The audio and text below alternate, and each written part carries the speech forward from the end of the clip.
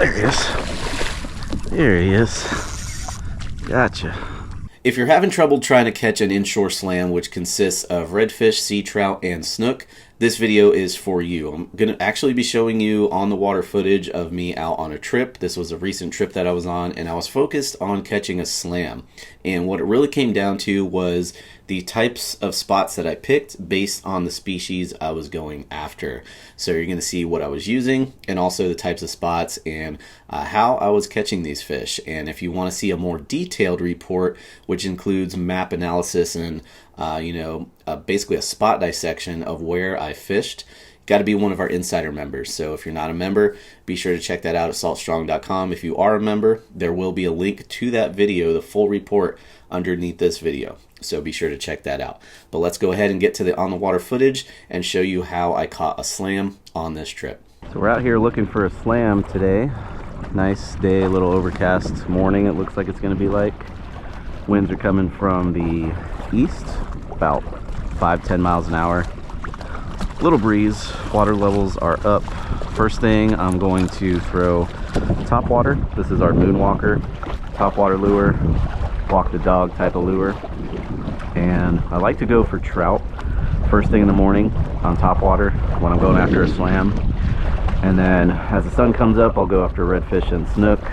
Snook will most likely be holding up against some of these mangrove shorelines with the water being up, and redfish will typically either be out in the open flat or they'll be cruising the edges of the islands.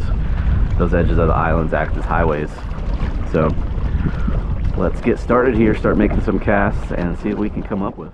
So here's the first fish of the morning, nice 25-inch red. This red was hitting top water quite a few times, but just not connecting. So I switched over to the 4-inch mulligan paddle tail in the mullet color and was able to get this fish to finally commit. There he is. There he is. Gotcha. Kept hitting the top water and missing, so I switched to a paddle tail and got him. Not sure what we got. Red. Yep, nice little red.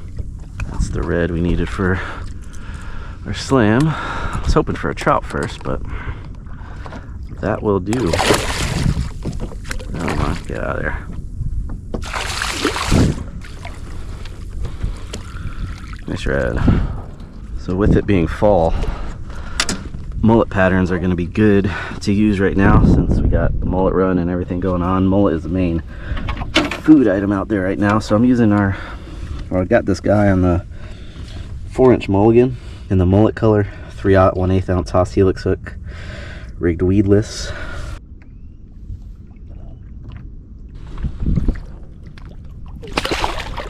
Off he goes. So good example right there. If you're getting some strikes on top water and they're not connecting, switch it up. In that case, I went from the Moonwalker to our 4-inch mulligan in the mullet color, 4-inch paddle tail, rigged weedless, 3/0 1/8 ounce Haas helix hook. So the setup that I'm primarily using today, this is our slam stick, 7'6" medium power, fast action, and I got a 2500 Otis spinning reel on there. Nice lightweight setup, and 10-pound Daiwa J braid, 17-pound leader monofilament, and our lure there, mulligan, 4-inch mulligan, mullet color, rigged weedless on a Haas helix hook, 3/0 1/8 ounce. Alright, got something on top water here. Hopefully it's a trout. Hopefully it's a trout. Looks like a trout. So this trout was behind that island where I caught that red. You can see the island to my right over there. And I was using the Moonwalker, just cast into a school of bait fish that was getting popped by the trout, just doing a steady, constant retrieve, and was able to get this trout to strike. Little guy, but it'll do. Nice trout on that Moonwalker there.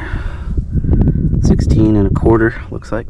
Now it was time to get a snook to finish the slam, and this was a prime type of spot for one to be holding. They love choke points like this with cover and structure. First I threw top water with no results, then switched over to a paddle tail that I could get up under the trees, which got me the strike.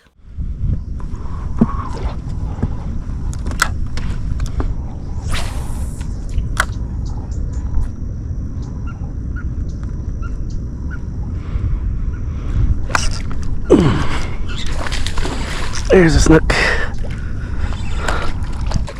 There's our snook. Yeah. Just where I thought he'd be, hiding in that junk over there.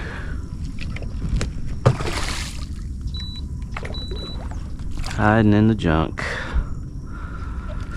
Oh no, he got off. Oh man. Lucky fish. So that snook won that fight, but I had a couple other spots in mind. One was a point with overhanging mangroves, as you see right here. I made a cast past the point and retrieved that paddle tail with a couple pops and then a steady reel and got slammed right off that point. Is that our snook? I think it is. I knew there'd be one on this point. I knew there'd be one on this point. Knew it. Get him in the boat. In the boat. Nice point with a little bit deeper water. Called it. Nice little snook on that mullet colored mulligan.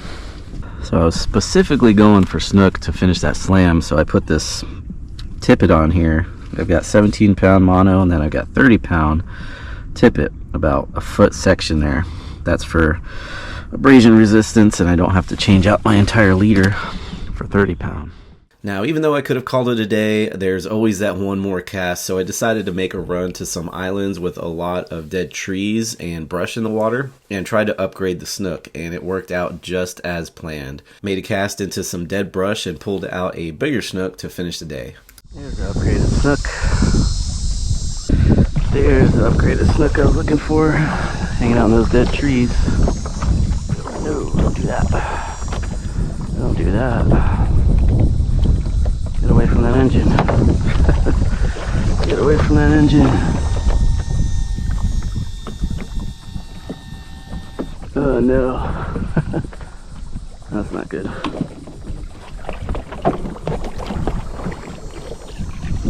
There we go. Got him out. This looks gonna be a pain, huh? Alright, come here, buddy.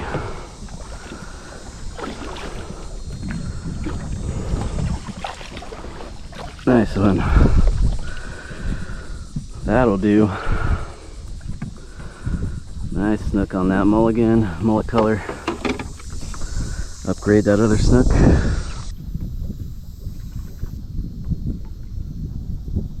Nice snook there to end the trip. 25.5 on that mullet colored mulligan. 3/0 Aus Helix hook, 1/8 ounce. I just skipped it into those dead trees there.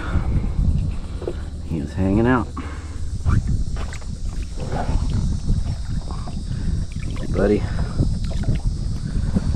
Back to life. Off he goes. So I hope these tips can help you out next time you're out there trying to catch a slam. Again, the biggest thing is going after, that target species in a specific type of spot based on that species. Fish behave differently, they feed differently, so they may be holding in different types of spots. And also keep in mind, from region to region, the type of slam will vary. It may be a combination of different species. So if you're having trouble catching a slam in your area, highly recommend checking out saltstrong.com. Check out our Insider Club, where we guarantee you'll start catching more fish, and we help you with that through online coaching, courses, getting the right tackle that has been proven to work, and discounts on all that stuff that you need to get out there and start catching more fish. And you have direct access to us as fishing coaches. So if you have any questions when it comes to fishing or trying to target specific fish in your area, we're here to help. So again, check that out at saltstrong.com. If you have any questions or comments, please feel free to drop them down below.